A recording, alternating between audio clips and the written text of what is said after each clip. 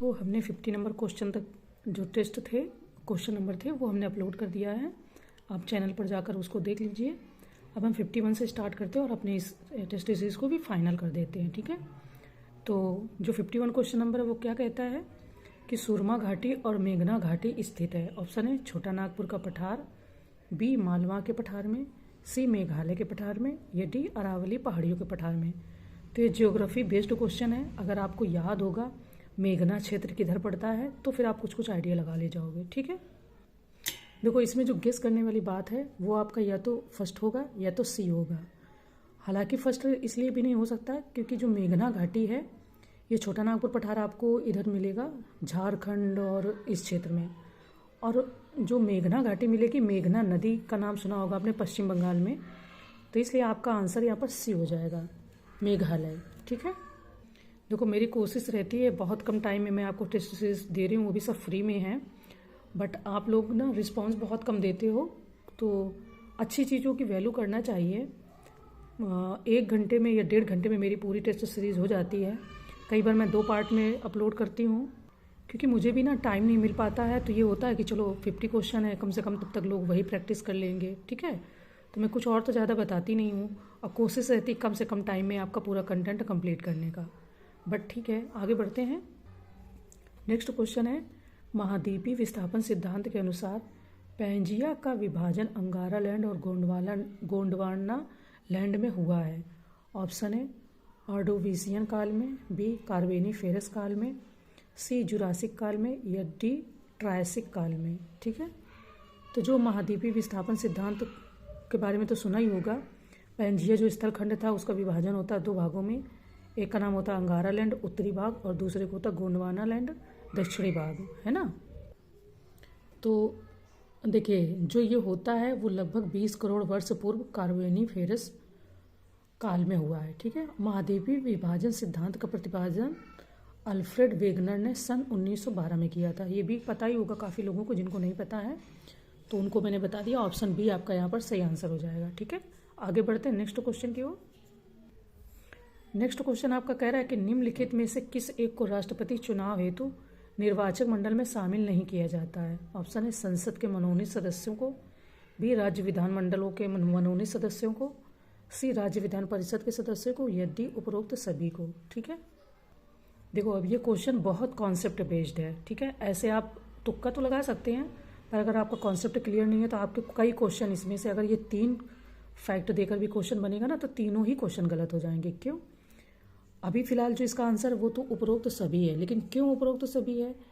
यानी कि संसद के मनोनीत सदस्यों को भी शामिल नहीं किया जाता, राज्य विधानसभा के मनोनीत सदस्यों को शामिल नहीं किया जाता, राज्य विधान परिषद के सदस्यों को मतलब कि शामिल नहीं किया जाता। इनको क्यों नहीं किया जाता?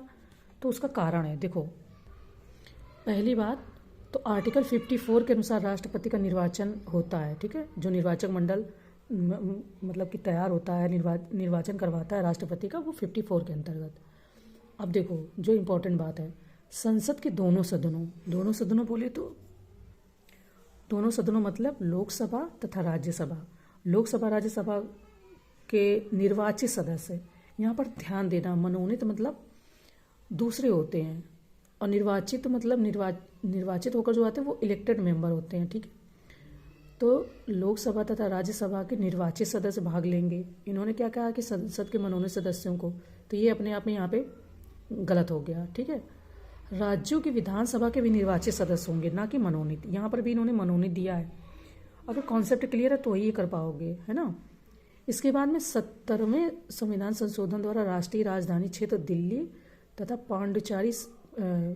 पुडुचेरी संघ शासित राज्य के विधानसभा के निर्वाचित सदस्य। अब संघ शासित प्रदेश तो कई है ना, जम्मू कश्मीर हो गया, लेह लद्दाख आपका बन गया है, लेकिन 70वें संविधान संशोधन के द्वारा दिल्ली और पुडुचेरी के ही निर्वाचित सदस्य भाग लेते हैं, ठीक है, निर्वाचक मंडल में शामिल होते हैं, ना कि मनोनीत। इस तरीके से राष्ट्रपति के निर्वाचक मंडल में संसद तथा राज्यों के विधानसभा के मनोनीत सदस्यों और विधान परिषद के सदस्यों को शामिल नहीं किया जाता है। मनोनीत सदस्य किसी के भी नहीं शामिल होते हैं, जो शामिल होते हैं वो निर्वाचित सदस्य होते हैं, ठीक है। तो आई होप कि कॉन्सेप्ट क्लियर हुआ होगा। आप जब PDF से पढ़ोगे तो आपका कॉन्सेप्ट और भी क्लियर हो जाएगा। और इस चीज़ को माइंड में बिठा लेना, हमेशा इन्हीं फैक्टों को देके ये क्वेश्चन गलत करवाने की कोशिश की जाती है। ठीक है, आगे बढ़ते हैं। देखिए नेक्स्ट क्वेश्चन क्या कह रहा है कि निम्नलिखित में से किस एक अनुच्छेद में यह वर्णित है कि धन विधेयक लोकसभा में ही प्रस्तावित किए जा सकते हैं, राज्यसभा में नहीं। Option A article 110, B article 109, C article 108 या अनुच्छेद 108, डी आर्टिकल 111 या अनुच्छेद 111। ठीक है, तो चलिए पहले बात कर लेते हैं। भारतीय संविधान के अनुच्छेद 109 में यह वर्णित है कि धन विधेयक लोकसभा में ही प्रस्तावित किए जा सकते हैं, 109 में। ठीक है, यानी कि बी में, राज्यसभा में नहीं। तो इसका आंसर तो फिलहाल आपका बी हो गया। लेकिन और हम बात कर लेते हैं। आपका ये आर्टिकल या अनुच्छेद 110 जो है वो कहता है कि धन विधेयक की परिभाषा, इसमें धन विधेयक की परिभाषा दी गई है। ठीक है, 108 में आपके दोनों सदनों की संयुक्त बैठक का प्रावधान किया गया है। ठीक है, और 111 में विधेयक पर सहमति के बारे में बात की गई है। तो आपको चारों के बारे में ही पता चल गया। आंसर तो फिलहाल आपका बी था, बट मैंने सोचा ये चीज़ें भी बता देती हूँ क्योंकि इससे ना थोड़ी सी चीज़ें और क्लियर हो जाती हैं। ठीक है, चलिए आगे बढ़ते हैं। नेक्स्ट क्वेश्चन हमारा सूची का है। फर्स्ट सूची को सेकंड से सुमेलित करना है तथा नीचे दिए गए कोड की सहायता से सही उत्तर का चयन करना है। ये सूची फर्स्ट है, राज्य है, और ये लोकसभा सीट है, सूची सेकंड। ठीक है, ऑप्शन है तमिलनाडु 48, बी राजस्थान 25, सी गुजरात 26, डी महाराष्ट्र 39। लोकसभा सीट के बारे में बात हो रही है। ये आपका कूट दिया गया है, इसकी सहायता से हमें उत्तर को बताना है। तो देखिए तमिलनाडु में आपके 39 है। ठीक है, ना कि 48, A4 हो जाएगा। अब चूंकि A4 ए के ऑप्शन में है तो हम इसके साथ जा सकते हैं, बट एक बार आंसर चेक कर लेना ज़रूरी है। कई बार छोटी सी माइनर मिस्टेक भी ना आंसर गलत कर देती है। फिलहाल आपका ऑप्शन डी सही है, यानी A4 राजस्थान की और गुजरात की भी आपकी सही है। आगे बढ़ते हैं। देखिए नेक्स्ट क्या कह रहा है, पेशा अधिनियम किस समिति की सिफारिश पर लाया गया था। ऑप्शन है LM सिंघवी, बी भूरिया समिति, सी सुरेंद्र मोहन समिति या डी अशोक मेहता समिति। ठीक है, पेशा कानून the provision of the panchayat extension to the scheduled areas. ठीक है, तो इस अधिनियम को भूरिया समिति की सिफारिश पर 1996 में लाया गया था। सांसद दिलीप सिंह भूरिया की अध्यक्षता में 1994 में इस समिति का गठन किया गया था, जिसका उद्देश्य अनुसूचित क्षेत्रों की स्थिति का अध्ययन करके यह सुझाव देना था कि पंचायती राज के प्रावधान इन क्षेत्रों पर किस प्रकार लागू किए जा सकते हैं, है ना। तो बी ऑप्शन हो जाएगा, शॉर्ट में बोलते हैं भूरिया समिति। हालांकि पूरा जो नाम है उनका दिलीप सिंह भूरिया है। तो अगर दिलीप सिंह भूरिया आता है तो भी आपका आंसर दिलीप सिंह भूरिया हो जाएगा, अगर नहीं आता तो भूरिया समिति हो जाएगा। ठीक है, आगे बढ़ते हैं। नेक्स्ट क्वेश्चन है कि निम्नलिखित कथनों में से कौन सा से शून्यकाल के संबंध में सत्य है। ऑप्शन ए शून्यकाल में विचार हेतु विषय पहले से निर्धारित नहीं होता है, बी भारतीय संसदीय प्रक्रिया में शून्यकाल का उल्लेख नहीं है, थर्ड पूर्व सूचना दिए जाने के पश्चात ही सार्वजनिक महत्व का कोई प्रश्न इसमें उठाया जा सकता है। ठीक है, तो इनमें से ऑप्शन ए फर्स्ट और थर्ड सत्य हैं, बी फर्स्ट और सेकंड सत्य है, सी सेकंड और थर्ड सत्य है, डी फर्स्ट सेकंड और थर्ड सत्य है। ठीक है, तो हमें बताना है कि इनमें से कौन सत्य है। फिलहाल संसद के दोनों सदनों में प्रश्नकाल के तुरंत बाद का 1 घंटे का समय जो होता है वो शून्यकाल होता है। ये नॉर्मल ज़्यादातर जिसने पढ़ाई की पता चल जाता है ना। इसमें बिना पूर्व सूचना के सार्वजनिक महत्व का कोई प्रश्न उठाया जा सकता है। ठीक, संसदीय व्यवस्था में शून्यकाल भारत की देन है। तो इस तरीके से बी ऑप्शन जो आपका है फर्स्ट और सेकंड वो दोनों सत्य हैं। ठीक है, थर्ड सत्य नहीं है क्योंकि इन्होंने कहा था पूर्व सूचना दिए जाने के पश्चात ही सार्वजनिक महत्व का कोई प्रश्न, तो ऐसा नहीं है ये, लेकिन इस जगह गलत हो गया। फर्स्ट और सेकंड आपके ऑप्शन सही है। आगे बढ़ते हैं।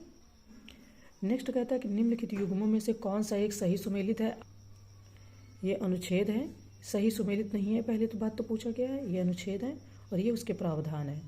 अनुच्छेद 129 उच्चतम न्यायालय का अभिलेख न्यायालय होना, बी अनुच्छेद 137 पुनर्विलोकन का अधिकार, सी अनुच्छेद 136 विशेष इजाज़त, डी अनुच्छेद 131 उच्चतम न्यायालय के न्यायाधीशों के वेतन भत्ते एवं पेंशन। ठीक है, अब इसमें से कौन सा सही नहीं है हमें वो बताना है। देखिए 131 आपका जो है आर्टिकल या अनुच्छेद उच्चतम न्यायालय की प्रारंभिक अधिकारिता है। 131, ठीक है। तो अनुच्छेद 125 उच्चतम न्यायालय के न्यायाधीशों के वेतन एवं भत्ते हैं। तो इस तरीके से और सभी सही सुमेलित, डी आपका गलत है यहाँ पर, ठीक है। मतलब इन्होंने कहा सही सुमेलित नहीं है। देखिए यहाँ पर इन्होंने उच्चतम न्यायालय के न्यायाधीशों के वेतन भत्ते दिए हैं, जबकि उच्चतम न्यायालय की प्रारंभिक अधिकारिता यहाँ पर आएगी, है ना। तो ये जो ऑप्शन है ये अपने आप में यहाँ पर गलत है। चलिए आगे बढ़ते हैं। नेक्स्ट क्वेश्चन है कि भारतीय संविधान में पाकिस्तान से भारत को प्रव्रजन करने वाले कुछ व्यक्तियों की नागरिकता के अधिकार के बारे में उपबंध है। ऑप्शन ए अनुच्छेद 11 में, बी अनुच्छेद 10 में, सी अनुच्छेद 5 में या डी अनुच्छेद 6 में, ठीक है। देखिए जो बात हो रही है कि पाकिस्तान से भारत को प्रव्रजन करने वाले कुछ व्यक्तियों की नागरिकता के अधिकार के बारे में जो उपबंध किए गए वो आपके अनुच्छेद 6 में किए गए हैं, ठीक है। यानी कि डी ऑप्शन सही है यहाँ पर। आगे बढ़ते हैं नेक्स्ट क्वेश्चन की ओर। नेक्स्ट क्वेश्चन है कि मंत्रिपरिषद के विरुद्ध अविश्वास प्रस्ताव लाने के लिए लोकसभा के सदस्यों की संख्या होनी चाहिए। ऐसे क्वेश्चन पूछते हैं, जैसे कि 14 दिन पहले का नोटिस, 50 दिन पहले का नोटिस, सदस्यों की संख्या के बारे में। तो ऐसे कुछ क्वेश्चन फैक्ट के रूप में पूछ लेते हैं। इतना सारा फैक्ट तो कोई भी व्यक्ति नहीं याद रख सकता है, पर अगर रिवीजन करेंगे तो कुछ कुछ चीज़ें कभी कभी माइंड में बनी रहती हैं, है ना। और एग्ज़ाम में बिल्कुल से पूरा नहीं आना, पर इतना आना चाहिए कि हमारा एग्ज़ाम निकल जाए। तो देखिए यहाँ पर लोकसभा के नियमों के तहत मंत्रिपरिषद के विरुद्ध अविश्वास प्रस्ताव लाने के लिए लोकसभा के कम से कम 50 सदस्यों का समर्थन आवश्यक है, ठीक है। तो सी ऑप्शन हो जाएगा 50 सदस्यों का। आगे बढ़ते हैं। देखिए नेक्स्ट क्वेश्चन साइंस का है। ये मिक्स टेस्ट सीरीज मैंने पहले ही बताया था और इसमें आपके करंट अफेयर के भी क्वेश्चन है। तो देखिए निम्नलिखित में से कौन सा एक युग्म सही सुमेलित नहीं है। ऑप्शन ए इंसुलिन, बीटा कोशिका, बी ग्लूकागॉन, अल्फा कोशिका, C progesterone, Graafian follicle, D somatostatin, gamma कोशिका, ठीक है। अब यहाँ पर एक सही सुमेलित नहीं है। तो जो प्रोजेस्टेरॉन हार्मोन का स्राव होता है वो कार्पस लीथियम कोशिका द्वारा किया जाता है। ग्रेफियन फॉलिकल से एस्ट्रोजन का स्राव होता है, ठीक है। तो सी ऑप्शन जो है प्रोजेस्टेरॉन, ये आपका यहाँ पर सही सुमेलित नहीं है, ठीक है। ये ग्रेफियन फॉलिकल नहीं होगा। आगे बढ़ते हैं। नेक्स्ट है कि निम्नलिखित में से कौन सा एक वायुमंडलीय दाब में कमी का उदाहरण नहीं है। ऑप्शन है पहाड़ों पर खाना देर से पकना, बी वायुयान में बैठे यात्री के फाउंटेन पेन से स्याही का गिरना, सी अधिक ऊंचाई पर नाक से खून आना या डी लालटेन की बत्ती में तेल का ऊपर चढ़ना। इसमें से कौन सा वायुमंडलीय दाब में कमी का उदाहरण नहीं है, ठीक है। तो पृथ्वी की सतह से ऊपर जाने पर वायुमंडलीय दाब कम होता है। पृथ्वी के निकट समुद्र तट से प्रति 110 मीटर की ऊंचाई चढ़ने पर वायु दाब लगभग 1 सेंटीमीटर या पारा दाब कम होता है, ठीक है। लालटेन या लैंप की बत्ती में तेल का ऊपर चढ़ना केशिकत्व का उदाहरण है। इसका वायुमंडलीय दाब की कमी से कोई संबंध नहीं है, ठीक है। तो इस तरीके से जो आपका डी ऑप्शन है वो, हाँ डी ऑप्शन है वो आपका यहाँ पर वायुमंडलीय दाब के कमी का उदाहरण नहीं है, क्योंकि वो तो केशिकत्व के नियम से ऊपर चढ़ता है ना तेल। तो आई होप समझ में आ गया होगा। आगे बढ़ते हैं। चलिए तो नेक्स्ट क्वेश्चन है कि निम्नलिखित कथनों पर विचार करें। ऑप्शन है विटामिन डी को हार्मोन माना जाता है। सेकेंड, विटामिन ए को संक्रमण रोधी विटामिन भी कहा जाता है। तो सत्य कथन या कथनों का चयन करें। ऑप्शन है केवल फर्स्ट, बी केवल सेकेंड, सी फर्स्ट तथा सेकेंड दोनों, डी ना तो फर्स्ट और ना ही सेकेंड, ठीक है। तो देखिए विटामिन ए को रासायनिक नाम रेटिनॉल कहते हैं। इसे संक्रमण रोधी विटामिन भी कहा जाता है। विटामिन डी जो होता है उसको कैल्सीफेरॉल के नाम से भी जाना जाता है और इसको हार्मोन भी माना जाता है, ठीक है। तो इस तरीके से जो हमारा ऑप्शन हो जाएगा, जो हमारा आंसर बनेगा वो सी बनेगा, ठीक है। आगे बढ़ते हैं। नेक्स्ट क्वेश्चन है निम्नलिखित कथनों में से कौन सा एक रुधिर के संबंध में सत्य है। ऑप्शन ए यह एक तरल संयोजी ऊतक होता है, बी यह एक क्षारीय विलयन है, सी इसका पीएच मान 7.4 होता है, डी सभी कथन सत्य हैं, ठीक है। तो देखिए रुधिर के संबंध में वैसे तो सभी कथन सत्य हैं। वयस्क मनुष्य यानी कि जो एक विकसित मनुष्य होता है सामान्यतः 5 to 6 लीटर रुधिर यानी कि ब्लड रुधिर होता है, ठीक है। तो आगे बढ़ते हैं, डी ऑप्शन यहाँ पर फिलहाल हमारा सही हो जाता है। ठीक है, आगे चलते हैं नेक्स्ट क्वेश्चन की ओर। नेक्स्ट क्वेश्चन हमारा कहता है कि कुछ कवकों द्वारा एफ्लाटॉक्सिन नामक जहरीला पदार्थ उत्पन्न किया जाता है, जिससे शरीर का कौन सा अंग प्रभावित होता है। ऑप्शन है यकृत, बी वृक्क, सी फेफड़ा या डी हृदय। ठीक है, तो कुछ कवकों द्वारा एफ्लाटॉक्सिन नामक जहरीला पदार्थ उत्पन्न किया जाता है, जिसमें यकृत प्रभावित होता है। एस्पॉर्जिलस एवं पेंसिलियम नामक कुछ कवक प्रजातियों द्वारा एफ्लाटॉक्सिन खाद्य विषाक्तता उत्पन्न होती है। ठीक है, तो ए ऑप्शन हो जाएगा, जिससे प्रभावित अंग होता है वो होता है यकृत। आगे बढ़ते हैं नेक्स्ट क्वेश्चन की ओर। नेक्स्ट क्वेश्चन है कुपोषण का स्थिति का संबंध है। ऑप्शन ए अल्प पोषण से, बी असंतुलित पोषण से, सी अति पोषण से या डी उपरोक्त सभी से। ठीक है, कुपोषण के बारे में बात हो रही है। तो कुपोषण की स्थिति का संबंध असंतुलित पोषण, अतिपोषण एवं अल्प पोषण सभी से। हालांकि अतिपोषण कंफ्यूज कर रहा है यहाँ पर, बट फिर भी इन्होंने आंसर डी दिया है, तो हमारा आंसर डी हो जाता है। असंतुलित पोषण, अल्प पोषण, अतिपोषण, उपरोक्त सभी से। आगे बढ़ते हैं। नेक्स्ट है कि नीचे दो कथन दिए गए हैं, जिनमें से एक को अभिकथन ए और दूसरे को कारण आर कहा गया है। अभिकथन ए, आयोडीन युक्त नमक का सेवन थायराइड ग्रंथि के नियंत्रण में उपयोग होता है। ठीक है, कारण आर, शरीर में आयोडीन की कमी से थायराइड ग्रंथि में वृद्धि हो जाती है। नीचे दिए गए कूट से सही उत्तर का चयन करना है। उत्तर आपके वही हैं, यानी कूट ए तथा आर सही है तथा आर की सही व्याख्या करता है। पहले हम व्याख्या देख लेते हैं कि क्या सही करता है ना। तो देखिए, आयोडीन युक्त नमक का सेवन थायराइड ग्रंथि के नियंत्रण में उपयोग होता है, क्योंकि शरीर में आयोडीन की कमी से ही थायराइड ग्रंथि में वृद्धि हो जाती है। थायराइड हार्मोन के उत्पादन हेतु आयोडीन नमक आवश्यक होता है। तो ए तथा आर दोनों सही हैं तथा आर ए की सही व्याख्या करते हैं, यानी कि ए ऑप्शन हमारा यहाँ पर सही हो जाता है। खैर, हम नेक्स्ट क्वेश्चन देखते हैं। नेक्स्ट है कि निम्नलिखित में से कौन एक विषाणुओं में सजीवों का लक्षण नहीं है। ऑप्शन है आरएनए की उपस्थिति, बी डीएनए की उपस्थिति, सी गुणन, डी जीव द्रव्य का अभाव। ठीक है, तो सजीवों का लक्षण नहीं है ये देखना है। विषाणु अति सूक्ष्म अकोशिकीय तथा विशिष्ट न्यूक्लियो प्रोटीन कण हैं, जो किसी जीवित परपोषी के अंदर रहकर प्रजनन करते हैं, और ये सजीव तथा निर्जीव के मध्य की कड़ी है। ठीक है, तो डी ऑप्शन आपका जीव द्रव्य का अभाव, लक्षण नहीं है, वो लक्षण नहीं है जीव द्रव्य का अभाव। ठीक, यानी कि डी ऑप्शन हमारा सही आंसर हो जाएगा। आगे बढ़ते हैं। कुछ अच्छे फैक्ट और भी दिए गए हैं, लेकिन वो आप पीडीएफ से पढ़ लेंगे तो ज़्यादा अच्छा रहेगा। हम बढ़ते हैं नेक्स्ट क्वेश्चन की ओर। ठीक है, नेक्स्ट क्वेश्चन हमारा कहता है कि प्रकाश की किरण को पूर्ण आंतरिक परावर्तन के लिए निम्नलिखित में से किससे गुजरना होगा। ऑप्शन है वायु से कांच में, बी कांच से जल में, सी वायु से जल में या डी जल से कांच में। ठीक है, प्रकाश की किरण को, है ना, तो देखिए प्रकाश की किरण को पूर्ण आंतरिक परावर्तन हेतु कांच से जल में गुजरना होगा, क्योंकि कांच का अपवर्तनांक जल से अधिक होता है। अब पूर्ण आंतरिक परावर्तन के लिए आवश्यक शर्त यह है कि प्रकाश की किरण अधिक अपवर्तनांक के माध्यम से कम अपवर्तनांक के माध्यम में प्रवेश करे। साइंस की टर्मिनोलॉजी है, थोड़ा टाइम लगेगा समझने में, बट बी ऑप्शन हमारे यहाँ पर सही है। आप एक बार पीडीएफ से पढ़ लोगे तो ज़्यादा समझ में आ जाएगा। ठीक है, आगे बढ़ते हैं। नेक्स्ट है कि निम्नलिखित में से कौन एक प्रतिजैविक है। Option A sodium bicarbonate, B alcohol, C yeast या डी स्ट्रेप्टोमाइसिन। ठीक है, तो इसमें कौन सा एक प्रतिजैविक है ये बताना है।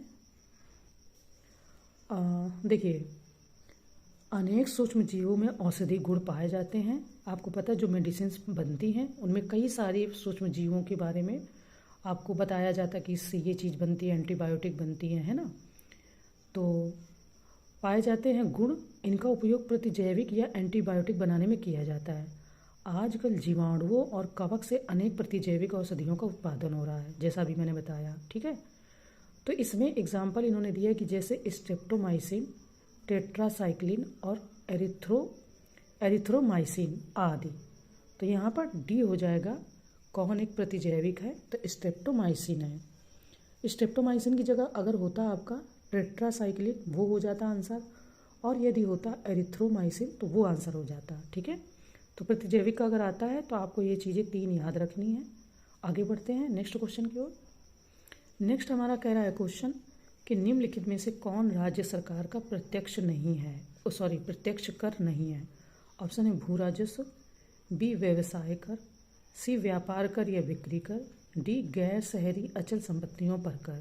ठीक है, राज्य सरकार का प्रत्यक्ष कर नहीं है।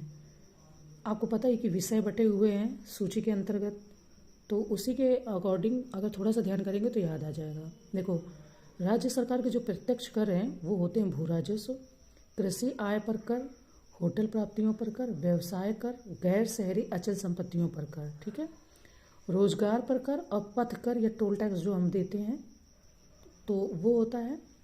और राज्य सरकार के जो अप्रत्यक्ष कर हैं वो व्यापार कर, बिक्री कर, स्टाम्प एवं पंजीयन शुल्क, राज्य उत्पाद शुल्क, डीजल पेट्रोल पर बिक्री कर, वाहनों पर कर, परिवहन कर, प्रवेश चुंगी कर, विज्ञापन कर, विद्युत पर कर व शुल्क, शिक्षा उपकर, सट्टेबाजी पर कर।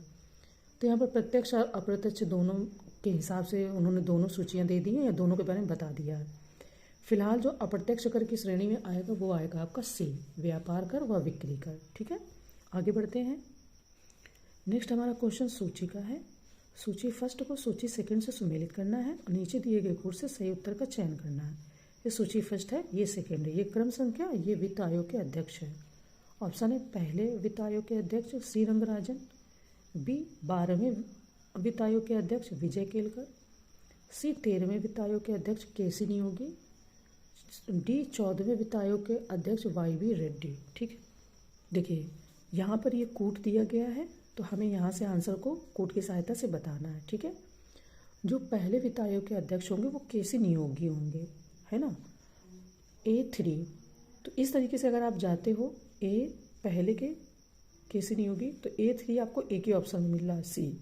ठीक है, तो हम इसको इस ऑप्शन को टिक कर सकते हैं। बट एक बार मैंने पहले ही बताया कि एक बार आंसर देख लेना भी ज़रूरी होता है।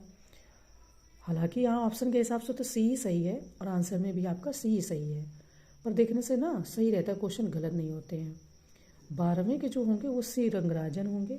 ठीक है, 13वें के आपके विजय केलकर हो जाएंगे और 14वें के वाई रेड्डी हो जाएंगे। तो इस तरीके से आंसर हमारा सी हो जाएगा जो इन्होंने क्वेश्चन पूछा है सूची में। आगे बढ़ते हैं नेक्स्ट क्वेश्चन की ओर। देखिए नेक्स्ट क्वेश्चन क्या है हमारा, अभिकथन और कारण का है। अभिकथन ये कहता है कि सेबी का कार्य प्रतिभूतियों की इनसाइडर ट्रेडिंग पर रोक लगाना है। ठीक है, कारण कह रहा है कि इनसाइडर ट्रेडिंग शेयर बाजार से संबंधित वह अवैध कार्य है जिसमें किसी कंपनी के कर्मचारी या कोई संबंधित व्यक्ति द्वारा आंतरिक सूचनाओं का उपयोग करके शेयर ट्रेडिंग किया जाता है। ठीक है, तो हमें कथन और कारण दोनों हमने पढ़ लिया पहले। अब हमें चेक करना है कि क्या कथन और कारण में हमारे आंसर कौन सा ऑप्शन हमारा सही बैठ रहा है। ठीक है, तो यहाँ पर जो आंसर है वो आपका फ़िलहाल ए ही सही है। क्यों? तो उसके कारण देख लेते हैं। सेबी का कार्य प्रतिभूतियों की इनसाइडर ट्रेडिंग पर रोक लगाना है, क्योंकि इनसाइडर ट्रेडिंग शेयर बाजार से संबंधित वह अवैध कार्य है जिसमें किसी कंपनी के कर्मचारी या कोई संबंधित व्यक्ति द्वारा आंतरिक सूचनाओं का उपयोग करके शेयर ट्रेडिंग किया जाता है। तो जो उन्होंने कारण में कहा है वो दोनों एक दूसरे को पूरक है। ठीक है, तो इस तरीके से ए ऑप्शन हमारा सही हो जाता है। आगे बढ़ते हैं। नेक्स्ट क्वेश्चन आपका कह रहा है कि निम्नलिखित कथनों पर विचार करें। ऑप्शन ए 1992-93 में चालू खाते पर रुपए की आंशिक परिवर्तनीयता को स्वीकार किया गया। बी हवाला बाजार विदेशी मुद्रा के क्रय विक्रय का एक प्रकार का वैधानिक बाजार है। तो उपरोक्त में से कौन सा से कथन असत्य है? असत्य कथन नहीं है। अब यहाँ पर यानी कि सत्य है नहीं पूछा, इन्होंने भाषा को बदल दिया थोड़ा सा, टर्मिनोलॉजी को, है ना। ऑप्शन है केवल फर्स्ट, बी केवल सेकंड, सी फर्स्ट तथा सेकंड दोनों, डी ना तो फर्स्ट और ना ही सेकंड। ठीक है, देखिए कथन फर्स्ट सत्य है, कथन सेकंड असत्य है। हवाला बाजार विदेशी मुद्रा के क्रय विक्रय का एक प्रकार का काला बाजार है। ठीक, और मुद्रा की परिवर्तनीयता का अभिप्राय निर्यात एवं अन्य वैधानिक माध्यमों से अर्जित विदेशी मुद्रा को सरकारी या बाजार विनिमय दर पर स्वदेशी मुद्रा में बदल लेने से है। ठीक है, तो इन्होंने यहाँ पर कथन 1 सत्य है, कथन 2 असत्य है। ठीक है, इन्होंने पूछा है असत्य कथन नहीं है, तो पहला कथन असत्य नहीं है। ठीक है, आगे बढ़ते हैं। देखिए नेक्स्ट क्वेश्चन हमारा क्या कह रहा है, सूची का क्वेश्चन है। ये योजना है और ये उसके प्रारंभिक वर्ष हैं, यानी जब योजना प्रारंभ हुई उसका वर्ष दिया है। फर्स्ट को सेकंड से सुमेलित करना है, सही आंसर को बताना है कोड की सहायता से। ठीक है, option A make in India 25 सितंबर 2014 है। ठीक है, बी प्रधानमंत्री जीवन ज्योति बीमा योजना 9 मई 2015 है। सी स्टैंड अप इंडिया 6 जनवरी 2016। डी प्रधानमंत्री आवास योजना ग्रामीण 20 नवंबर 2016। ये सभी वर्तमान सरकार की योजनाएं हैं जो पहले कार्यकाल और दूसरे को मिला के उन्होंने की, या शायद पहले में ही हो गई सारी। तो इनके वर्ष कौन से हैं, समय कौन सा, ये अगर आपको ध्यान है या थोड़ा सा गेस वर्क करते हो तो आपका आंसर आ जाएगा। ठीक है, देखो पता नहीं आपको याद है कि नहीं याद है, मेक इन इंडिया आपकी 25 सितंबर 2014 को ही स्टार्ट हुई थी।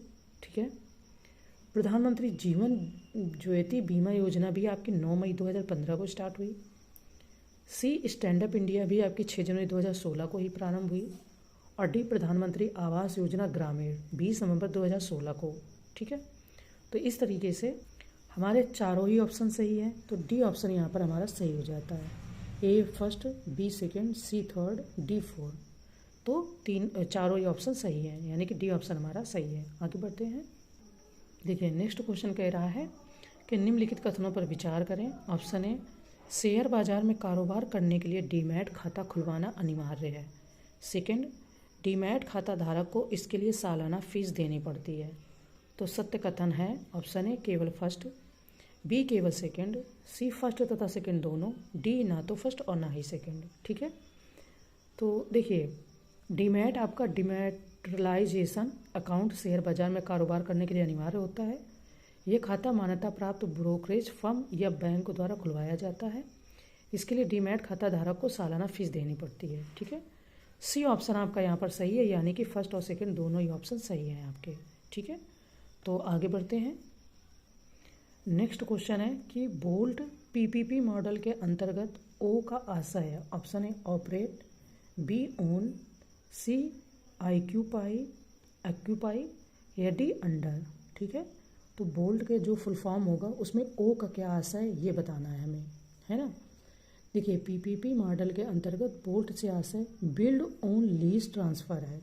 बिल्ड ऑन लीज ट्रांसफ़र, तो आंसर तो आपको यहाँ पर बी मिल गया, लेकिन थोड़ी सी बात और जान लेते हैं कि वस्तुतः पीपीपी मॉडल सार्वजनिक और निजी क्षेत्र के बीच की स्थिति का आधार या घोतक होता है। इसके अंतर्गत परियोजना का डिजाइन, निर्माण और अस्थायी रूप से संचालन निजी क्षेत्र द्वारा किया जाता है। ठीक है, कुछ चीज़ें और हैं इंपॉर्टेंट, उनको आप पीडीएफ में पढ़ लोगे तो और समझ में आ जाएंगी। आंसर जो हमारा यहाँ पर है वो हमारा बी है, यानी कि बोल्ड में आपको बिल्ड ऑन लीज पता चल गया, तो ऑन यहाँ पर इसका आंसर होगा। आगे बढ़ते हैं। नेक्स्ट क्वेश्चन है कि the rise and growth of economy nationalism in India के लेखक कौन थे। Option A Dadabhai Naoroji, B doctor M Visvesvaraya, C Partha Sarathi Gupta या डी बिपिन चंद्र। ठीक है, हिस्ट्री का क्वेश्चन है, मिक्स क्वेश्चन है इसलिए आपको पता ही है। तो the rise and growth of economic nationalism in India के लेखक आपके बिपिन चंद्र पाल हैं। ठीक है, डी ऑप्शन आपका आंसर हो जाएगा। आगे बढ़ते हैं। नेक्स्ट है कि देश में अवसंरचना परियोजनाओं के कार्य को त्वरित करने हेतु राष्ट्रीय निवेश और अवसंरचना कोष NIIF के गठन को स्वीकृति प्रदान की गई थी। ऑप्शन ए जुलाई 2015 में, बी जून 2010 में, सी अप्रैल 2010 में या डी मई 2017 में। ठीक है, केंद्रीय मंत्रिमंडल द्वारा जुलाई 2015 में देश में अवसंरचना परियोजनाओं के कार्य को त्वरित करने हेतु राष्ट्रीय निवेश और अवसंरचना कोष NIIF के गठन को स्वीकृति प्रदान की गई थी। ठीक है, तो जो आंसर हमारा है वो आपका फिलहाल ए हो जाएगा। आगे बढ़ते हैं नेक्स्ट क्वेश्चन की ओर। नेक्स्ट क्वेश्चन है कि निम्नलिखित में से किस प्रकार की बेरोजगारी पूर्ण रोजगार की स्थिति में भी अर्थव्यवस्था में विद्यमान रहती है। ऑप्शन है घर्षण जनित बेरोजगारी, बी चक्रीय बेरोजगारी, सी मौसमी बेरोजगारी या डी संरचनात्मक बेरोजगारी। ये क्वेश्चन खूब बनता है, मैंने उस दिन बताया था कि प्रच्छन्न बेरोजगारी क्या होती है ना, पूछते हैं। घर से जनित बेरोजगारी पूर्ण बेरोजगारी की स्थिति में भी अर्थव्यवस्था में विद्यमान रहती है। ठीक है, ऑप्शन ए आपका यहाँ पर सही हो जाता है। ओके, देखिए नेक्स्ट क्वेश्चन क्या कह रहा है कि बजट 2023 में घोषित श्री अन्न योजना का उद्देश्य है। ठीक है, ऑप्शन ए मोटे अनाज के उत्पादन को बढ़ावा देना, बी रासायनिक उर्वरकों के प्रयोग को कम करना, सी स्थायी कृषि पद्धतियों को बढ़ावा देना, या डी कृषि हेतु डिजिटल इंफ्रास्ट्रक्चर का निर्माण करना। ठीक है, तो ये बजट 2023 में घोषित श्री अन्न योजना के बारे में है, यानी ये करंट का ये क्वेश्चन है। तो देखिए, जब बजट 2023 में घोषित श्री अन्न योजना का उद्देश्य मोटे अनाज के उत्पादन को बढ़ावा देना है। इस योजना के तहत किसानों को मोटे अनाज को उपज हेतु आर्थिक एवं कृषि संबंधी मदद का प्रावधान भी किया गया है। जब ये घोषित किया गया था तो उसमें ये चीज़ें को भी प्रावधान किया गया। तो फिलहाल जो हमारा आंसर रहेगा वो ए रहेगा। आगे बढ़ते हैं नेक्स्ट क्वेश्चन की ओर।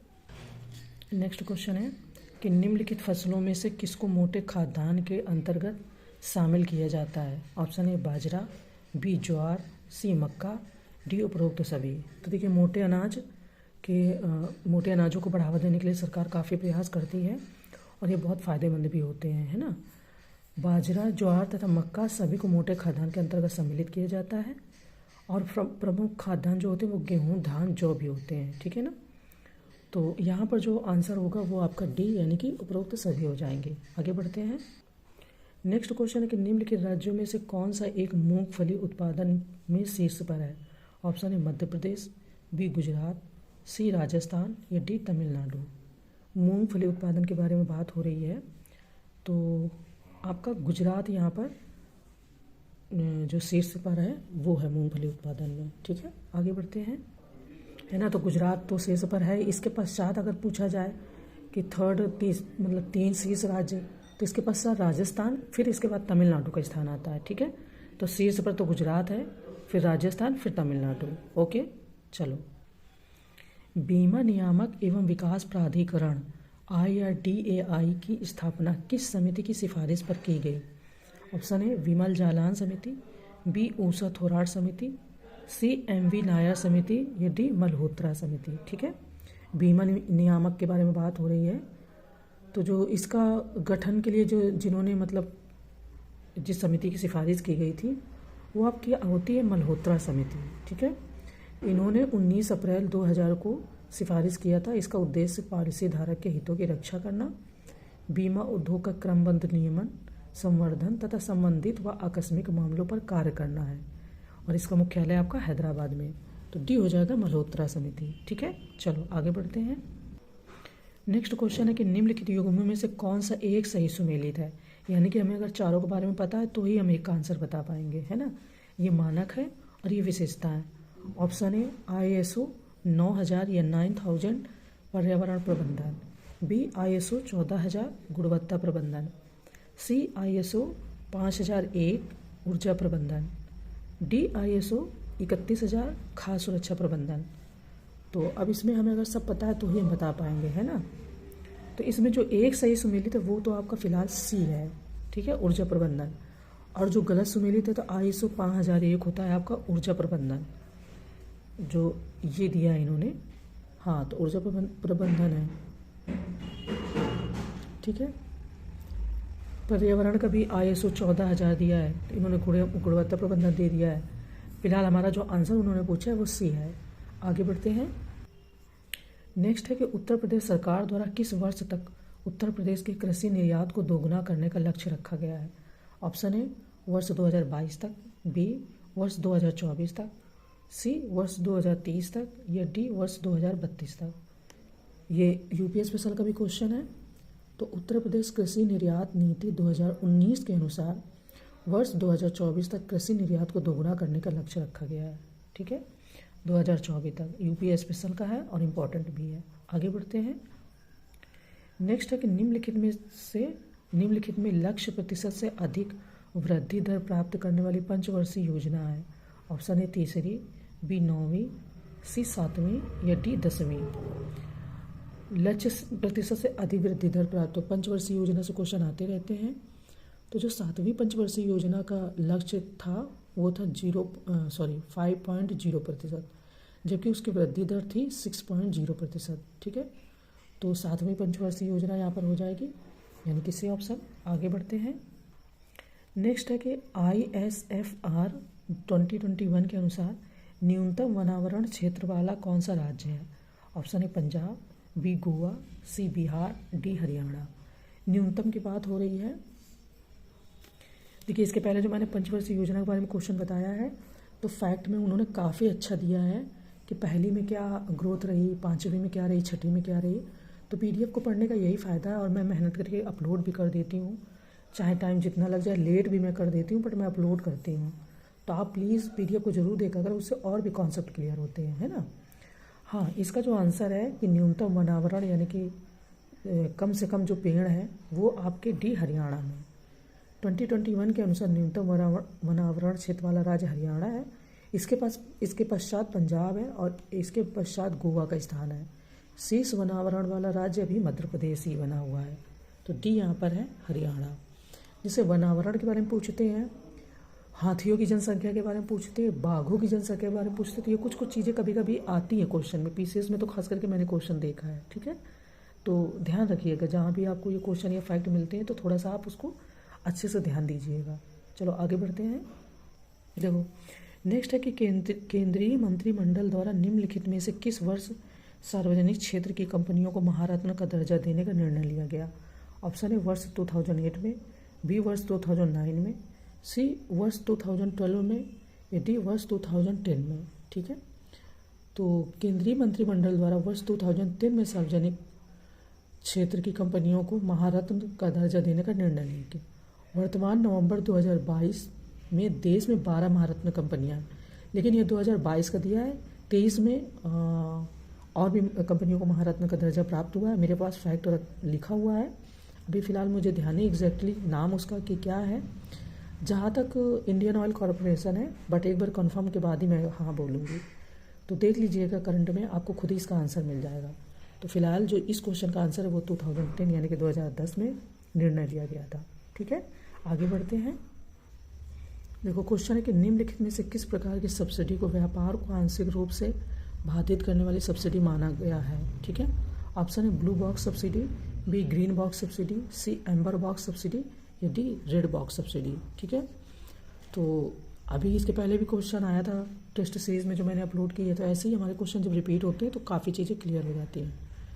कृषि समझौते के अंतर्गत उत्पादन के उद्देश्य से कुछ सीमा तक सब्सिडी की अनुमति है, जैसे बिजली, पानी, उर्वरक आदि, पर ब्लू बॉक्स सब्सिडी को व्यापार को आंशिक रूप से बाधित करने वाली सब्सिडी माना गया है। तो ऑप्शन है ब्लू बॉक्स सब्सिडी हो जाएगा। ठीक है, आगे बढ़ते हैं। नेक्स्ट क्वेश्चन कि वेबरीज वक्र के संबंध में निम्नलिखित कथनों में से कौन सा से सत्य है? ऑप्शन है इसके द्वारा बेरोजगारी के स्तर तथा रोजगार उपलब्धता के मध्य आरेखीय संबंध प्रदर्शित किया जाता है। बी यानी सेकंड, वस्तुतः दोनों के मध्य विलोम संबंध पाया जाता है। ये कूट दिया गया है, केवल फर्स्ट सत्य है, बी केवल सेकंड सत्य है, सी फर्स्ट तथा सेकंड दोनों सत्य हैं, डी ना तो फर्स्ट और ना ही सेकंड सत्य है। ठीक है, तो वेबरीज वक्र के संबंध में आपके दोनों ही कथन सत्य हैं, यानी कि सी ऑप्शन सही है। ठीक है, आगे बढ़ते हैं। नेक्स्ट है कि वर्ल्ड इन्वेस्टमेंट रिपोर्ट निम्नलिखित में से किस संस्था द्वारा प्रतिवर्ष जारी की जाती है?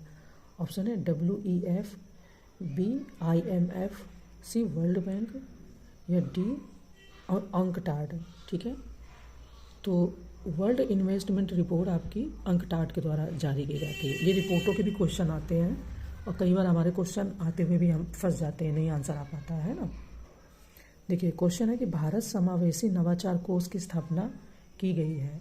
ऑप्शन है वर्ष 2014 में, बी वर्ष 2015 में, सी वर्ष 2016 में, या डी वर्ष 2017 में। भारत समावेशी नवाचार है ना। तो देखिए, भारत समावेशी नवाचार कोष की स्थापना 27 जनवरी 2014 को की गई है। यह भारतीय नवाचार परिषद और MSME मंत्रालय द्वारा संयुक्त रूप से स्थापित किया गया है। ठीक है, तो ऑप्शन ए हमारा हो जाएगा 2014 में। और भी कुछ फैक्ट दिए, आप पढ़ोगे तो आपको बहुत अच्छे से क्लियर हो जाएगा। ठीक है, चलो खैर, हम आगे नेक्स्ट क्वेश्चन को देखते हैं। मानव विकास सूचकांक को बनाने में निम्नलिखित में से किस एक आधार का प्रयोग नहीं किया जाता है? ये आयोग का क्वेश्चन है, ठीक है। ऑप्शन ए शिशु लिंगानुपात, बी शैक्षिक स्तर, सी जीवन प्रत्याशा, डी प्रति व्यक्ति आय। नहीं किया जाता वो उन्होंने पूछा, किया जाता है उनकी उसको नहीं बताना है, ठीक है। नहीं किया जाता है। मानव विकास सूचकांक में जीवन प्रत्याशा, शिक्षा स्तर एवं प्रति व्यक्ति आय और आय संकेतक का एक समग्र सूचकांक है। ये संयुक्त राष्ट्र विकास कार्यक्रम यूएनडीपी द्वारा प्रकाशित किया जाता है। शिशु लिंगानुपात इसमें शामिल नहीं किया जाता है, ठीक है। आगे बढ़ते हैं। नेक्स्ट है कि ट्रिम्स का विस्तारित रूप है। Option A trade related innovative measures, B trade related incentive measures, C trade related investment measures या D trade related income measures. देखिए, ट्रिम्स का जो विस्तारित रूप है वो ट्रेड रिलेटेड इन्वेस्टमेंट मेजर्स है, यानी कि सी ऑप्शन सही हो जाएगा, ठीक है। चलो आगे बढ़ते हैं। देखिए, ये हमारे सीसेट के क्वेश्चन इंक्लूड है इसमें। तो इन्होंने दिया है ये श्रृंखला, निम्नलिखित श्रृंखला है। ऑप्शन ए, सॉरी ऑप्शन नहीं है, ये संख्याएं दी गई हैं 60, 180, 90, 270, फिर क्वेश्चन मार्क 405 यानी 405, और इसमें लुप्त संख्या बतानी है, ठीक है। सी सेट के लिए ठीक ठाक क्वेश्चन, और करंट अफेयर के आपको देखना 20 कम से कम तो 20 क्वेश्चन मिलेंगे ही, तो बहुत हेल्प करती है, ठीक है। चलो इसका हम आंसर देखते हैं। पहले इसको सॉल्व कैसे किया गया ये हम देखते हैं इसमें, फिर इसके बाद में आंसर आएगा, ठीक है। देखिए, यहाँ पर इन्होंने क्या किया कि आपको ऑप्शन से आंसर निकालना पड़ेगा। कैसे? जैसे देखिए, 60 को आप 3 से ऐड इंटू करोगे 180 आएगा, 6 3 का 18 है ना, 180 आएगा। फिर ये नहीं कि जो आया उसमें इंटू करोगे तो संख्या आएगी, उसको छोड़ दो। 90 में आप 3 से इंटू करोगे तो 9 3 का 27, 270 इसका आ जाएगा, ठीक है। फिर क्वेश्चन मार्क की जगह आपको इन संख्याओं में 3 से इंटू करके देखना है कि 405 किस में आ रहा है। तो मैंने 35 को 135 को किया, 135 इंटू 3 बराबर 405। तो आंसर जो हमारा आएगा वो डी आएगा यहाँ पर। और ऑप्शन को हमने चेक किया है, यहाँ पे कोई संख्या एज्यूम करोगे टाइम लगेगा, आएगा नहीं आएगा। ऑप्शन में क्या है कि 3 से ऐड करोगे तो खुद ही संख्या ऑटोमेटिक निकल आएगी। तो इस तरीके से मैंने करके देखा है, सिंपल है, कोई दिक्कत नहीं है। आगे बढ़ते हैं। आई होप कि समझ में आया होगा। अगर आपको ये चीज़ समझ में नहीं आ रही है तो आप मेरे को कमेंट करके ज़रूर बताना कि आपने ये ठीक नहीं बताया। हाँ, PDF में भी आंसर में भी है, पर कई बार क्या होता है कि आंसर तो एज इट इज़ छपा होता है, अगर हमें समझ नहीं आया तो हम छाप देंगे, अगर समझ में आ गया तो फिर हमें उस आंसर से मतलब नहीं, हमारा तो आंसर निकल आएगा। हालांकि हमने चेक किया तो टी ऑप्शन आपका सही है, ठीक है। चलो आगे बढ़ते हैं। अब देखो, नेक्स्ट क्वेश्चन है कि निम्नलिखित में से कितने ऐसे 4 हैं जिनके पहले 7 हैं लेकिन बाद में 3 नहीं है। ये क्वेश्चन आयोग खुद पूछता है और आता भी है ना। कहने का मतलब है कि 4 ऐसे कितनी डिजिट हैं जिनके पहले तो 7 आ रहा है लेकिन बाद में 3 नहीं आ रहा है ना। अब जैसे देखो, ये 4 है, इसके पहले 7 आ रहा है, बाद में 3 नहीं आ रहा है, ठीक है। एक ये 4 है, इसके पहले 7 आ रहा है, बाद में 3 नहीं आ रहा है, ठीक है। तो ऐसे हम चेक कर लेते कितने हैं। देखिए, मैंने ऐसे चेक किया तो मुझे एक ये 4 मिला जिसके पहले 7 है, बाद में 3 नहीं है। एक ये 4 मिला जिसके पहले 7 है, बाद में 3 नहीं है। फिर एक ये मिला, सेम कंडीशन है, एक डिजिट के बाद है 3 बट तुरंत में 3 नहीं है। इसमें देखिए 4 ऐसा है जिसके पहले 7 तो है, 7 है बट बाद में 3 भी है। तो ये इसको मैंने ऐसे डिस्कनेक्ट कर दिया, सॉरी ऐसे कट कर दिया कि ये मुझे नहीं काउंट करना। एक ये 4 है जिसके पहले 7 है, बाद में 3 नहीं है। 1 2 3 4 यानी 4, ऑप्शन ए। अब मैंने PDF में देखा जो आंसर देते हैं वहाँ पर भी आपका ऑप्शन ए ही सही है, ठीक है। तो यानी मेरा भी जो मैंने सोचा वो भी सही निकला। चलो आगे बढ़ते हैं। नेक्स्ट क्वेश्चन में आपको विषम युग्म को चुनना है, यानी कि 3 सेम होंगे, एक इसमें से कोई अलग होगा, उसको हमें चुनना है, ठीक है। देखो, मैंने ऐसे निकाला, बोतल मदिरा यानी कि पीने वाला पेय पदार्थ, कप चाय ये भी पीने वाला पेय पदार्थ है, लिक्विड है, घड़ा पानी ये भी पीने वाला पेय पदार्थ है, गेंद और बल्ला आपका अलग है तो मतलब कि पेयर में, बट ये अलग लग रहा है। मैंने PDF चेक करी तो उसमें भी बल्ला से गेंद खेली जाती है, जबकि बोतल में मदिरा, कप में चाय तथा घड़े में पानी होता है। तो एक प्रकार से गेंद और बल्ला आपका विषम हो गया, और मैंने भी विषम को ही टिक किया, ठीक है। चलो आगे बढ़ते हैं। अब इन्होंने यहाँ पर ये LCM और SCF वाला दिया है। LCM और SCF आपका क्रमशः 12 और 144 है। यदि एक संख्या 36 या 36 है तो दूसरी संख्या होगी, ठीक। देखो, क्वेश्चन मैंने आपको पढ़ के बता दिया, इसमें कुछ नहीं करना, सिंपल है कि पहली संख्या x है, दूसरी संख्या मतलब वही LCM SCF ले लेना है, फिर उसका इंटू कर देना है आपका, तो सिंपल से आ जाएगा आंसर। इसमें खास कोई दिक्कत नहीं समझ में आ रही तो आप इसको सॉल्व कर लेना, और कोई ऐसी ट्रिक या कुछ भी नहीं लगा है। आंसर आपका यहाँ पर 48 आ जाएगा। आप PDF से देख सकते हो या खुद से आता ही होगा। चलो हम आगे बढ़ते हैं तब तक।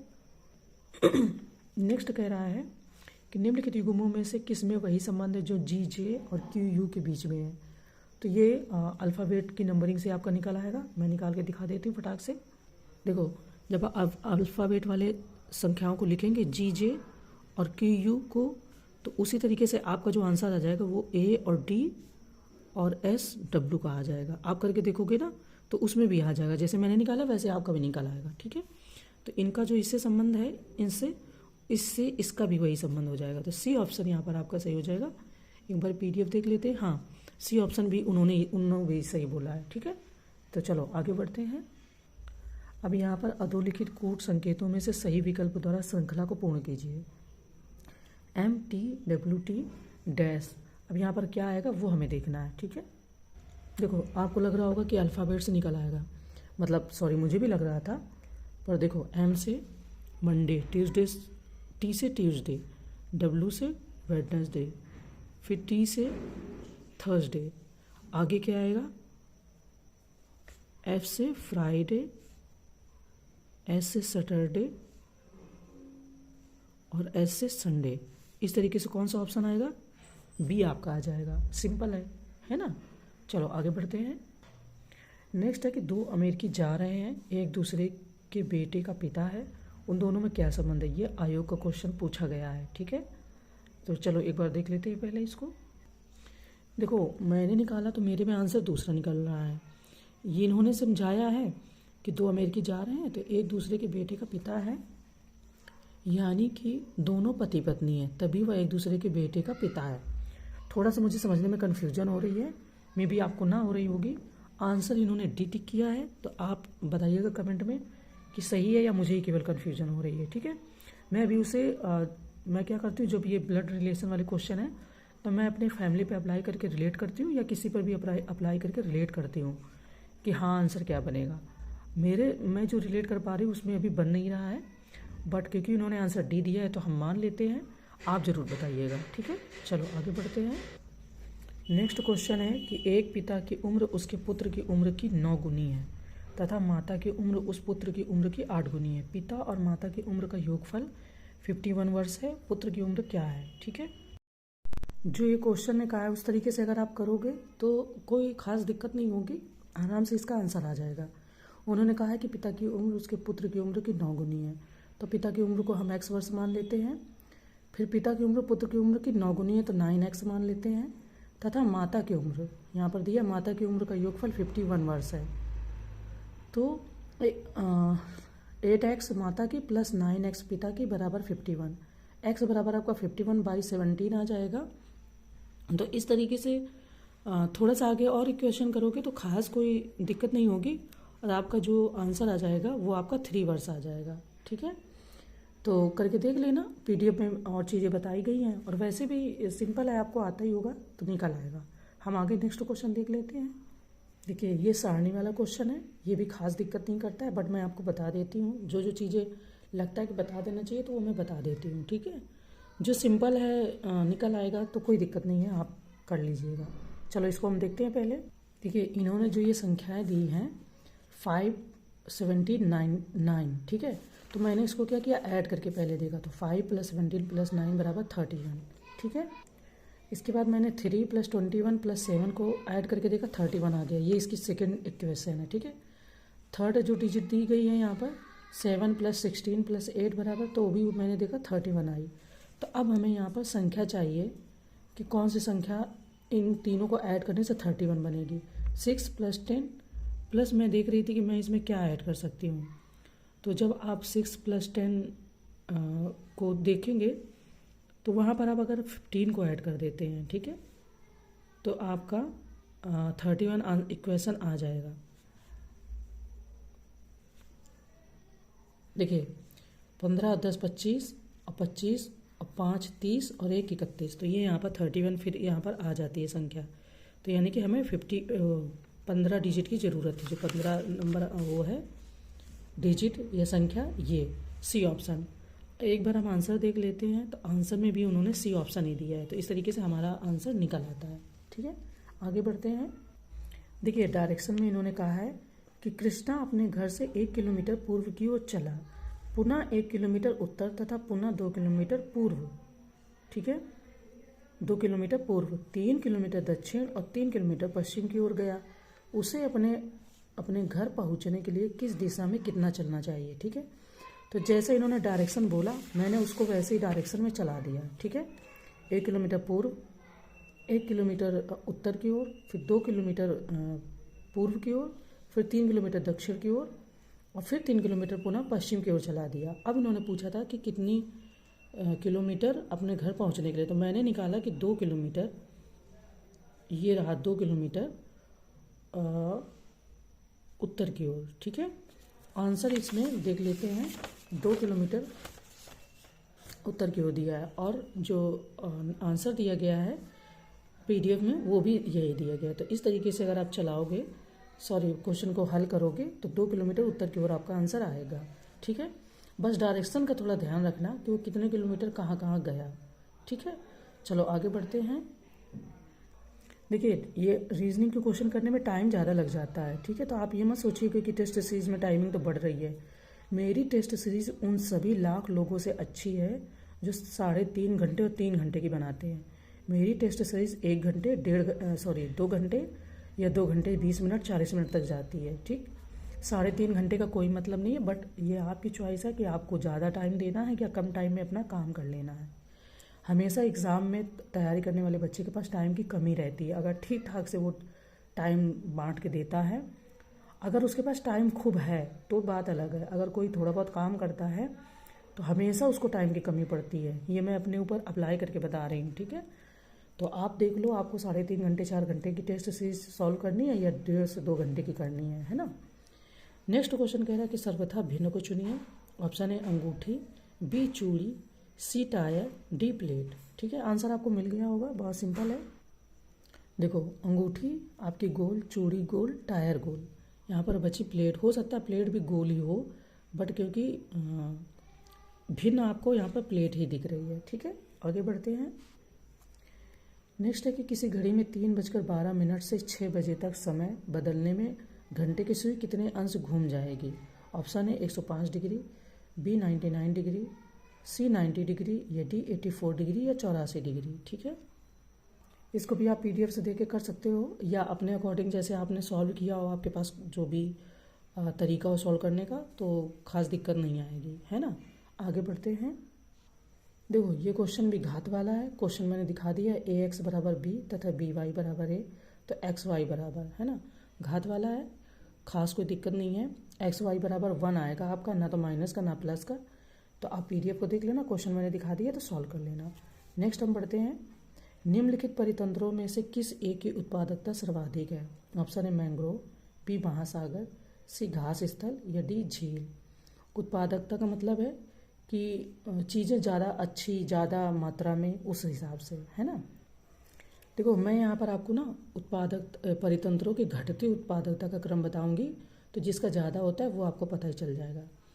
पहले मैंग्रोव आएंगे आपके, फिर घास स्थल आएंगे, फिर झील आएंगे, फिर महासागर आएंगे। ठीक है, महासागर अधिक विविधता वाले परितंत्र की उत्पादकता भी अधिक होती है। ठीक है, महासागर देखो ना कितना बड़ा होता है, कितने जीव जंतु होते हैं, किस किस समुदाय के जीव होते हैं, है ना। उसमें से कुछ ऐसे होते हैं जो मतलब बहुत सारी उसमें वैरायटीज़ होती हैं जीवों में।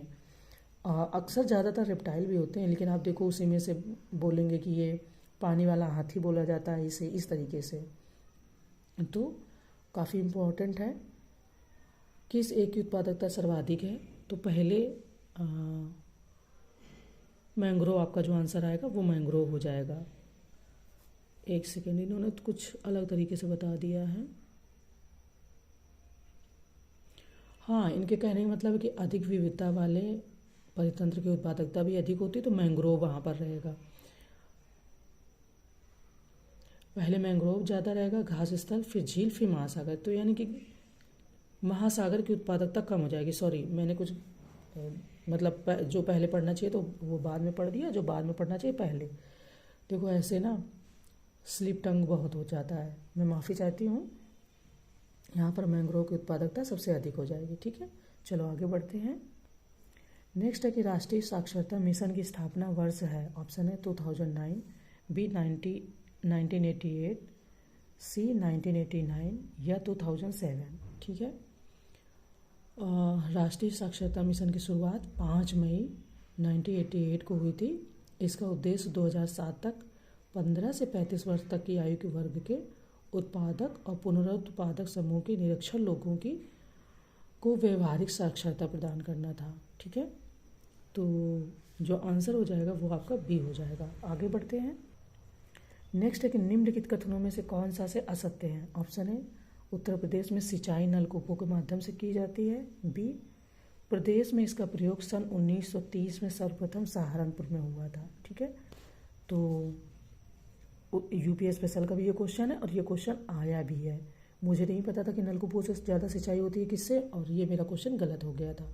मतलब उस समय मैंने उतनी पढ़ाई नहीं करी थी, मैं जस्ट चेक करने के लिए गई थी, मेरा क्वेश्चन गलत हुआ। तो आंसर सुन लेते, पहले देख लेते हैं। उत्तर प्रदेश में सर्वाधिक सिंचाई नलकूपों के माध्यम से लगभग 80% की जाती है। ठीक है, नलकूप 20वीं शताब्दी की देन है। प्रदेश में इसका उपयोग 1930 में सर्वप्रथम मेरठ में शुरू हुआ था। उसके बाद सिंचाई का द्वितीय महत्वपूर्ण साधन नहरों द्वारा सिंचाई लगभग 19% का है। देखा, मैंने इसलिए गलत कर दिया था, तो बी ऑप्शन हो जाएगा। असत्य उन्होंने पूछा तो असत्य आपका बी है, क्योंकि इसका सहारनपुर में ना होकर मेरठ में शुरू हुआ था, लेकिन असत्य पूछा इसलिए बी ऑप्शन है। सत्य आपका फर्स्ट है। आगे चलते हैं।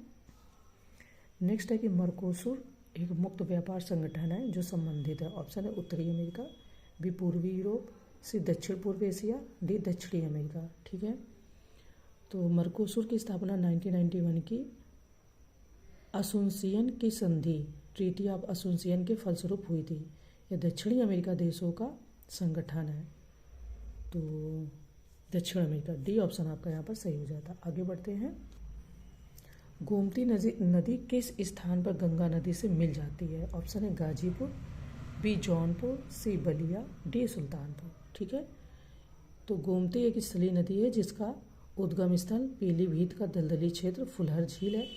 पीलीभीत से यह शाहजहाँपुर, खीरी, सीतापुर, लखनऊ, सुल्तानपुर एवं जौनपुर आदि जिलों से होती हुई गाजीपुर के निकट कैथी नामक स्थान पर गंगा नदी से मिल जाती है।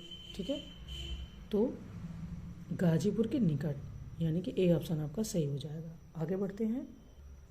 नेक्स्ट है कि non fire plastic clay Uttar Pradesh के किस क्षेत्र में पाया जाता है।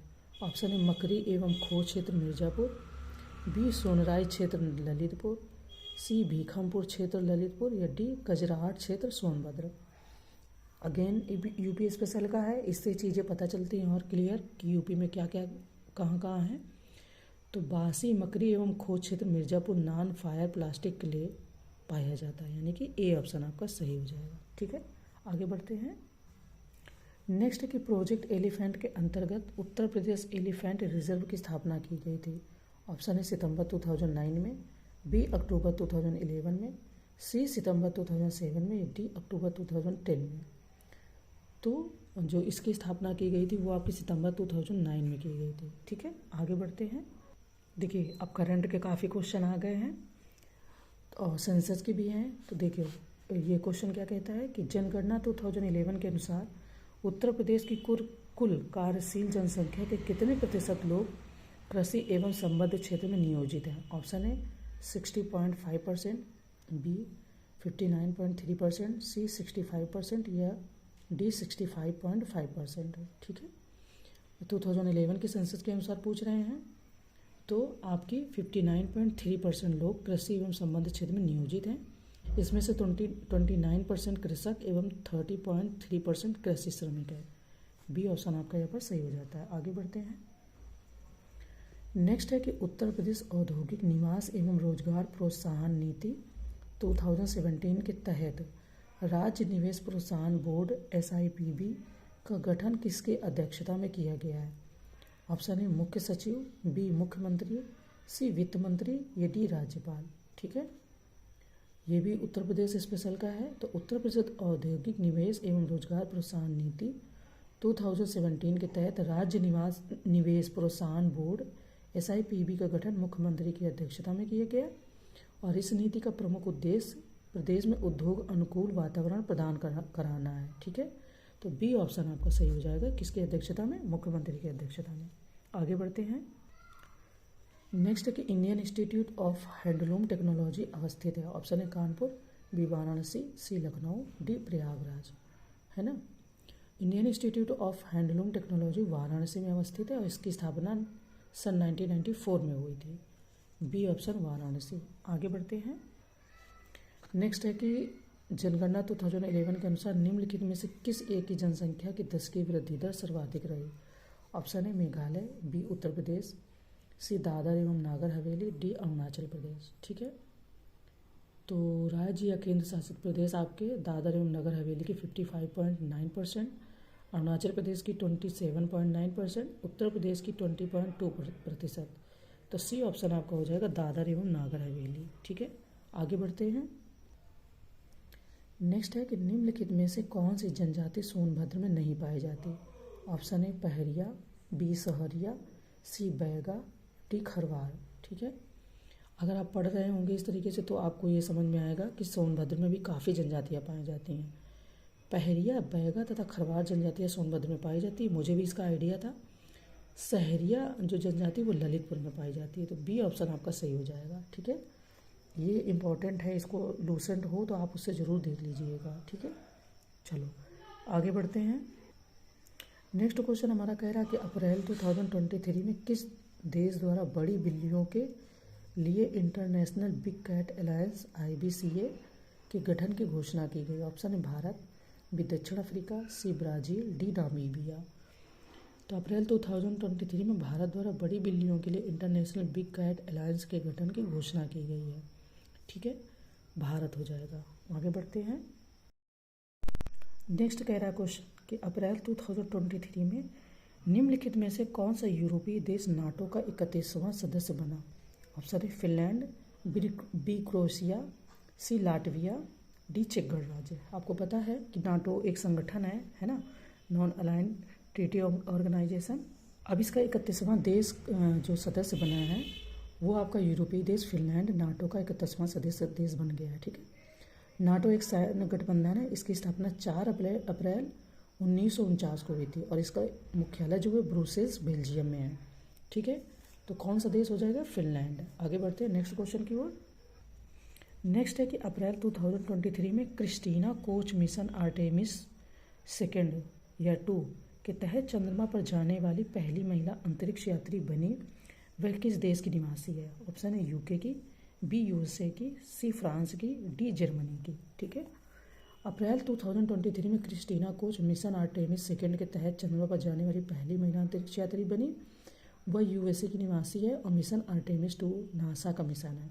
इसे वर्ष 2024 में स्पेस लॉन्च सिस्टम द्वारा लॉन्च करने की योजना है, तो USA की है। ठीक है, मतलब वो USA की निवासी हैं। ओके, आगे बढ़ते हैं। नेक्स्ट है कि अप्रैल 2023 में किस पूर्वोत्तर भारतीय राज्य के किबीथू गांव से केंद्रीय गृह मंत्री अमित शाह द्वारा वाइब्रेंट विलेज प्रोग्राम का शुभारंभ किया गया? ऑप्शन है सिक्किम, बी असम, सी अरुणाचल प्रदेश या डी मिजोरम। ठीक है, अप्रैल 2023 में पूर्वोत्तर राज्य अरुणाचल प्रदेश के किबीथू गांव से गृह मंत्री अमित शाह द्वारा वाइब्रेंट विलेज प्रोग्राम का शुभारंभ किया गया है ना, तो अरुणाचल प्रदेश हो जाएगा, सी ऑप्शन। आगे बढ़ते हैं। अप्रैल 2023 में वर्ल्ड ट्री रिच सिटी में भारत के किस शहर को शामिल किया गया? ऑप्शन है हैदराबाद, बी मुंबई, सी बंगलुरु, डी पुणे। तो देखो, अप्रैल 2023 में वर्ल्ड ट्री रिच सिटी में भारत के मुंबई शहर को शामिल किया गया। वर्ल्ड ट्री रिच सिटी सूची संयुक्त राष्ट्र खाद्य एवं कृषि संगठन तथा आर्बर डे फाउंडेशन द्वारा जारी की जाती है। ठीक है, तो मुंबई यानी कि बी ऑप्शन सही है। आगे बढ़ते हैं। नेक्स्ट है कि हाल ही में देश के पहले PM मित्र पार्क की स्थापना हेतु किस राज्य ने केंद्र के साथ एक समझौता ज्ञापन पर हस्ताक्षर किया है? ऑप्शन है गुजरात, बी तमिलनाडु, सी राजस्थान या डी मध्य प्रदेश। तो आपका तमिलनाडु राज्य जो PM मित्र पार्क की स्थापना हेतु राज्य ने केंद्र के साथ एक समझौता ज्ञापन पर हस्ताक्षर किया है। और पीएम मित्र पार्क का पूरा नाम प्रधानमंत्री mega integrated textile and apparel park है, ठीक, यानी कि तमिलनाडु, बी ऑप्शन सही हो जाएगा। आगे बढ़ते हैं। नेक्स्ट क्वेश्चन हमारा कह रहा है कि अप्रैल 2023 में आयोजित वर्ल्ड वैक्सीन कांग्रेस 2023 में भारतीय वैक्सीन निर्माता कंपनी भारत बायोटेक को वैक्सीन इंडस्ट्री एक्सीलेंस पुरस्कार से सम्मानित किया गया। इस सम्मेलन का आयोजन स्थल था। ऑप्शन है Washington USA, B Paris France, C Dubai UAE या डी हैम्बर्ग जर्मनी, ठीक है। तो इम्पॉर्टेंट है, देखिए साइंस का क्वेश्चन है, मतलब कि वैक्सीन से रिलेटेड है, तो क्वेश्चन बन भी सकता है ना।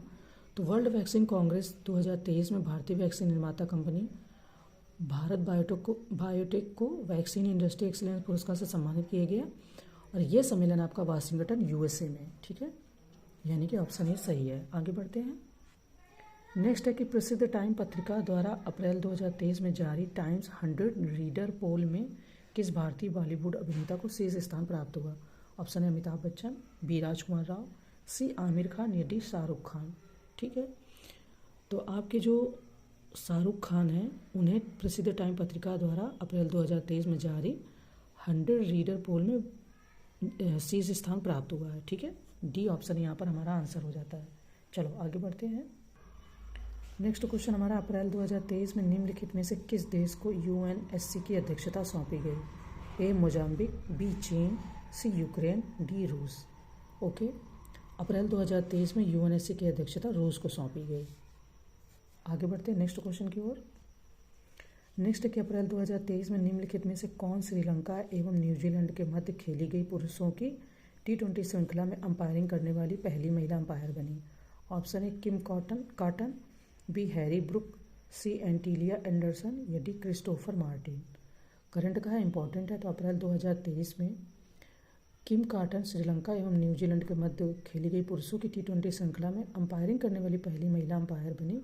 वह न्यूजीलैंड की निवासी हैं, ये न्यूजीलैंड की निवासी हैं। ओके, क्या पता कई बार देश का नाम पूछ लेता कि वो कहाँ के निवासी हैं, है ना, तो इसलिए आपको न्यूजीलैंड याद रखना है। अप्रैल 2023 में कोप इंडिया 2023 नामक वायु सेनाभ्यास भारत एवं किस देश के मध्य आयोजित हुआ। ऑप्शन है फ्रांस, बी अमेरिका, सी श्रीलंका, डी सिंगापुर। सेनाभ्यास के क्वेश्चन भी आते हैं। तो अप्रैल 2023 में कोप इंडिया 2023 नामक वायु सेनाभ्यास भारत एवं अमेरिका के मध्य आयोजित हुआ, है ना, यानी कि बी ऑप्शन यहाँ पर हमारा आंसर हो जाता है। चलो नेक्स्ट क्वेश्चन देख लेते हैं।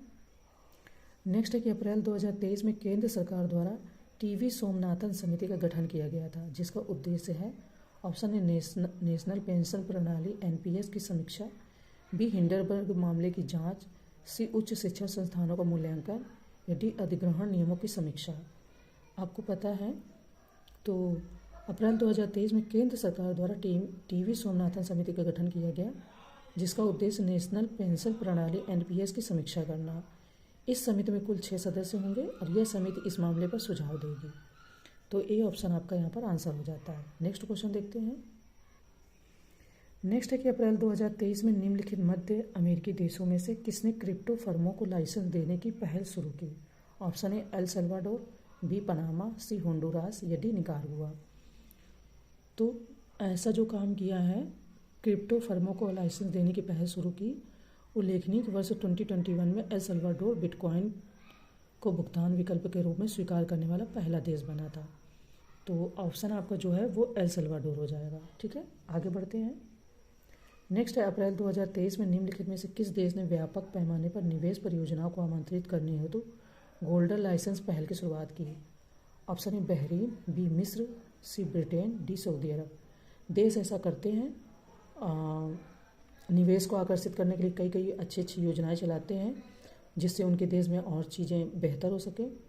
तो ऐसा जो किया है, गोल्डन लाइसेंस पहल की शुरुआत की है। इसका उद्देश्य बहरीन में बड़े पैमाने पर निवेश परियोजनाओं के साथ स्थानीय एवं विदेशी व्यवसायों को सुव्यवस्थित सेवाएं एवं लाभ प्रदान करना है। तो ये हो जाएगा आपका ऑप्शन है बहरीन। आगे बढ़ते हैं।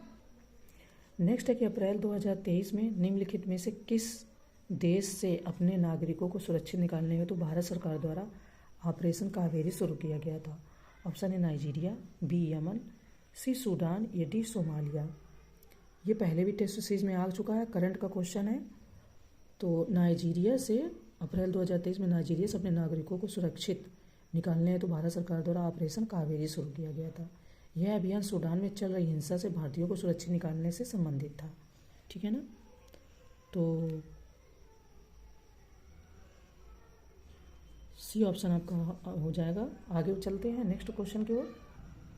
नेक्स्ट अप्रैल 2023 में संघाई सहयोग संगठन SCO के रक्षा मंत्रियों की बैठक का आयोजन कहाँ किया गया? ऑप्शन ए नई दिल्ली भारत, बी बीजिंग चीन, सी मॉस्को रूस या डी काबुल अफगानिस्तान। ठीक है। तो संघाई सहयोग संगठन के रक्षा मंत्रियों की बैठक का आयोजन नई दिल्ली भारत में किया गया। ये ऑप्शन आपका सही हो जाएगा। हाँ, इस बैठक की जो अध्यक्षता रक्षा मंत्री राजनाथ सिंह ने की और इस बैठक का जो फोकस बिंदु अफगानिस्तान जैसे क्षेत्रीय मदद मुद्दे एवं मध्य एशिया की स्थिति थी, क्योंकि अफगानिस्तान की स्थिति काफ़ी दिनों से कितनी क्रिटिकल चल रही है ना। चलो आगे बढ़ते हैं। नेक्स्ट है कि निम्नलिखित में से किस तिथि को विश्व बौद्धिक संपदा दिवस मनाया गया? ऑप्शन है 20 अप्रैल, बी 21 अप्रैल, सी 22 अप्रैल या डी 26 अप्रैल। विश्व बौद्धिक संपदा दिवस आपका 26 अप्रैल 2023 को मनाया गया। ठीक है, तो डी ऑप्शन यहाँ पर सही हो जाएगा। आगे बढ़ते हैं। अप्रैल 2023 में किस ग्रह के विस्तृत अध्ययन हेतु यूरोपीय अंतरिक्ष एजेंसी ESA द्वारा ज्यूस मिशन प्रारंभ किया गया? ऑप्शन है बृहस्पति, बी शुक्र, सी मंगल या डी बुध। ओके, देखिए अप्रैल 2023 में बृहस्पति ग्रह के विस्तृत अध्ययन हेतु यूरोपीय अंतरिक्ष एजेंसी ESA द्वारा ज्यूस मिशन प्रारंभ किया गया है ना। तो आपका क्या हो जाएगा? बृहस्पति। ये ऑप्शन यहाँ पर सही हो जाएगा। आगे बढ़ते हैं। नेक्स्ट अप्रैल 2023 में कम्बम पनीर थ्राचई अंगूर को GI टैग प्रदान किया गया। ये किस राज्य से संबंधित है? ऑप्शन हिमाचल प्रदेश, बी उत्तराखंड, सी तमिलनाडु या डी केरल। थोड़ा सा नाम अलग तरीके का है तो ध्यान रखना। अप्रैल 2023 में कम्बम पनीर थ्राचई अंगूर को GI टैग प्रदान किया गया। यह तमिलनाडु राज्य से संबंधित है। इसका उत्पादन तमिलनाडु राज्य की कम्बम घाटी में होता है, इसीलिए उसका नाम इस तरीके से है, तो तमिलनाडु हो जाएगा। लास्ट है इस टेस्ट सीरीज का क्वेश्चन। अप्रैल 2023 में भारत एवं श्रीलंका के मध्य आयोजित स्लीनेक्स 2023 है एक। ऑप्शन है वायुसेना अभ्यास, बी नौसेना अभ्यास, सी थल सेना अभ्यास या डी इनमें से कोई नहीं। तो अप्रैल 2023 में भारत एवं श्रीलंका के मध्य आयोजित स्लीनेक्स 2023 एक नौसेना अभ्यास है। ठीक है, तो कन्फ्यूजन हो जाती कई बार, क्योंकि वायुसेना अभ्यास भी होते हैं। इस तरीके से ये टेस्ट सीरीज हमारी समाप्त हो गई। अब हम नेक्स्ट टेस्ट सीरीज अटेंड करेंगे। आई होप कि आप लोग अच्छे से इसको अटेंड करें और अपनी तैयारी को अच्छी करें। ठीक है, थैंक यू।